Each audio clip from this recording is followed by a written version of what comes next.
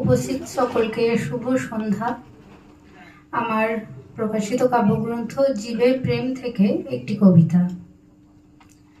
সে আমাকে ছুঁয়ে দেখলো, কত কালি লেগে আছে হাতে। সে আমাকে কিছুক্ষণ দেখলো, আর কোথায় কি দাগ আছে। বলল, এসব কি হাত? মেয়েদের হাত কি অমন হয়? আমি তাকে হাত দিয়ে বললাম, এ হাত হাত নয়, ক্ষয়ে যাওয়া অব্যয়। সে বলল, বেশ বেশ, চলো আমি দেখি কতটা কি করা যায়।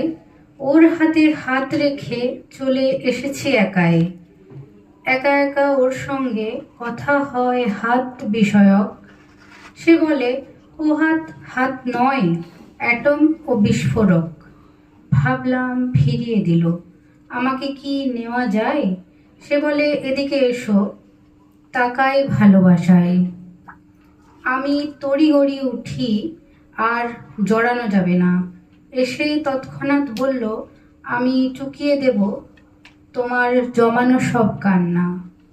আমি চোখ ছুঁয়ে দিলাম, বললাম, শোনো শোনো, আমি বুঝতে পারিনি মানুষ ও ঈশ্বর অভিন্ন। নমস্কার।